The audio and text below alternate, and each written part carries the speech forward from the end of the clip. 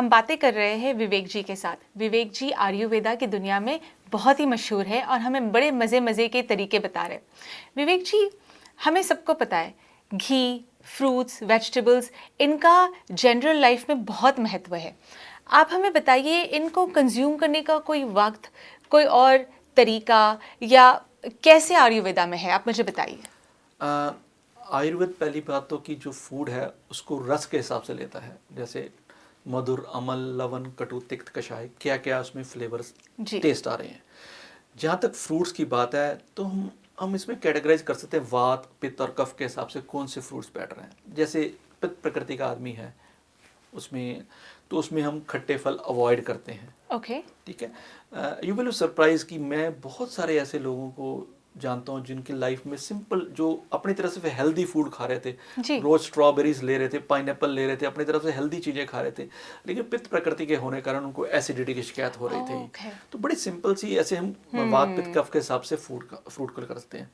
लेकिन जो जनरलाइज एक ट्रेंड है, वो मैं जो एडवाइस करूँगा, लोग हम खाने के बाद खाते हैं, जो आयुर्वेद में रिकमेंडेड है वो हमेशा खाने से पहले फ्रूट खाएं।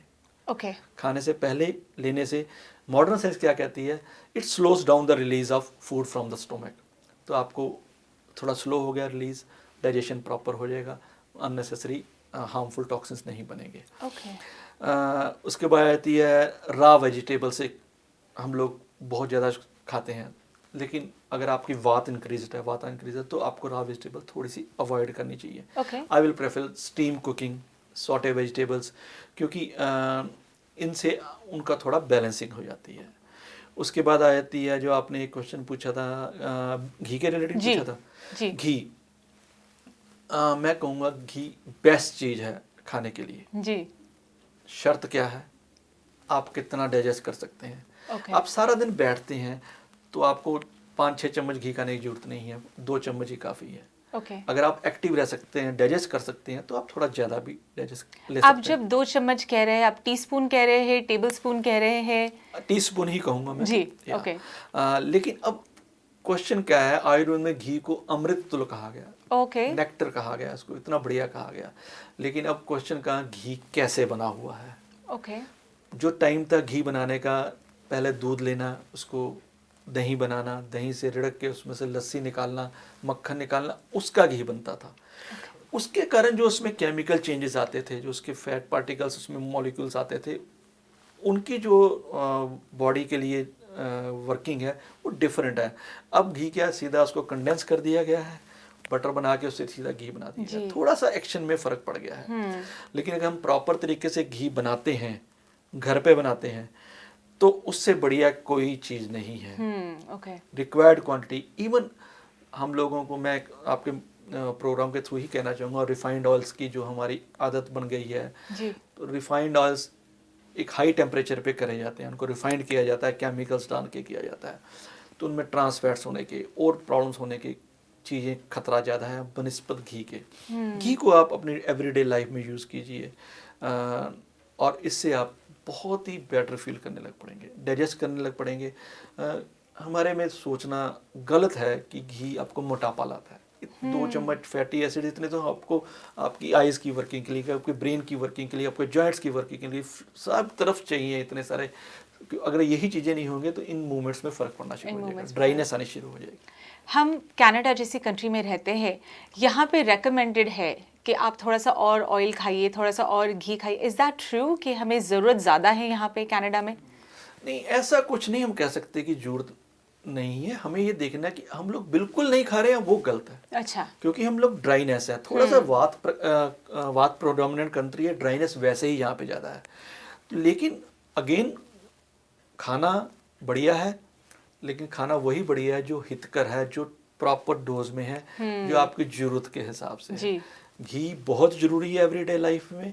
After 60 I would recommend little bit more than you. Okay, more, not less जी। 60 के बाद ज़्यादा। जो हमारी प्रॉब्लम होने का बचपन में, यंग एज तक हम लोग उसको डाइजेस्ट करके हमारे शरीर की कंस्ट्रक्शन में बन रहा है, चल रहा है, सब कुछ बन रहा है।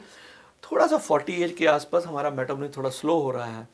उस वक्त अगर हम एक्सरसाइज नहीं करते हैं, अगर हम प्रॉपरली टेक केयर नहीं करते हैं, तो हमें घी सोच के खाना चाहिए। लेकिन अगर आप प्रॉपर एक्सरसाइज करते हैं तो आपको घी जरूर खाना चाहिए। Oh nice, that is amazing. हमने तो सोचा कि घी खाएंगे तो मोटापा हो जाएगा, खाना छोड़ दिया है लोगों ने आजकल घी।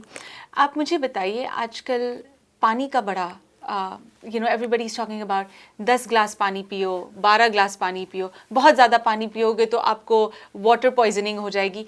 हकीकत क्या है आयुर्वेदा के हिसाब से? हम लोग एक चीज़ सुन लेते हैं तो उसके पे एक्ट करना शुरू कर लेते हैं। 10 ग्लास पानी, अब इंडिया में 10 ग्लास पानी पीना बहुत जायज़ है। गर्मी हो रही है, इतना बुरा हाल है, आपको स्वेटिंग हो रही है, निकल रहा है पानी में जी। पहली बात तो प्यास लगने पे पानी पीना चाहिए, ओके ठीक है। हल्का सा ल्यूक वार्म वाटर पीना चाहिए। इस कंट्री के नॉर्थ अमेरिका के हिसाब से चलें, थोड़ा सा ल्यूक वार्म वाटर पीना चाहिए, नॉट फ्रॉम द फ्रिज, ठंडा पानी बिल्कुल नहीं है। हम ठंडा पानी बहुत ज़्यादा पी रहे हैं, हम अपनी डाइजेस्टिव फायर को स्लो कर रहे हैं। ये एक बड़ा कल्चर है यहाँ पे बर्फ़ डायरेक्ट पीने का या ठंडा फ्रिज से डायरेक्ट पीने का, लेकिन हमें थोड़ा ध्यान देना चाहिए कि हम अपनी डाइजेस्टिव फायर को स्लो ना करें इतनी ठंडी चीज़ों से। सो पानी ज़रूरत के हिसाब से पिएं। खाने के साथ जैसे आप बताते हैं कि खाने के अगर हम अपने सोचें कि 4 हिस्से कर लें, 2 हिस्से खाने के लिए, 1 पार्ट पानी के लिए और 1 पार्ट एयर के लिए छोड़ दें। जो हम सोच रहे हैं खाना जितना हम थोड़ा सा खाना खा के हैवी महसूस कर रहे हैं, तो हमें सोचना ये चाहिए कि इतना खाना खाएं कि हाफ खाना हो, उसका 1 पार्ट हमारा पानी हो और 1 पार्ट एयर के लिए, ताकि वो डाइजेशन प्रोसेस शुरू हो चुके। सो लिमिटेड क्वांटिटी में पाना चाहिए। कईयों को ज़्यादा पानी पीने कोई हर्ज नहीं है, लेकिन मेरे पास ऐसे लोग भी आते हैं जो बिना बात कितना पानी पीते हैं कि रात को 4 बार उठते हैं वॉशरूम के लिए, सो नहीं पाते हैं, उसके बाद खा के नई प्रॉब्लम शुरू हो जाती है। तो आप जितना का आप इजीली कर सकते हैं उतना पिए। बहुत ऐसा स्ट्रिक्ट रूल नहीं है कि इतना ही पानी पीना चाहिए। एंड कोई रूल है पानी पीने के लिए? कैसे?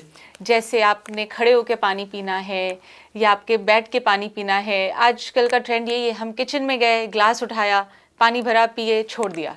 Nobody is thinking about it. हाँ, जैसे फूड की बात मैंने करी थी, वो बात वही है कि सोच के पीना, आराम से पीना। अब अक्सर मेरे लोग कहते हैं हम सवेरे 2 ग्लास पानी पीते हैं जी, ऐसे करके एक स्किन में पी लिया, आराम से। वो भी एक फूड है हमारे लिए। आराम से बैठ के पिए, इजी पिए, मन लगा के पिए, अच्छा रहेगा। तो पानी का भी एक वैल्यू है हमारी लाइफ में और बहुत इंपॉर्टेंट वैल्यू है। पानी तो जीवन है जी। हमने विवेक जी से बहुत अच्छी बातें आज सीखी है, समझी है। दुनिया में हर चीज़ का एक वक्त होता है। वक्त पे किए गए काम और वक्त पे किए गए फैसले हमारी ज़िंदगी के रुख बदल देते हैं। वैसे ही वक्त पे कंज्यूम किया गया खाना और अच्छा खाना हमारी ज़िंदगी में बीमारियों से हमें निजात दे सकता है।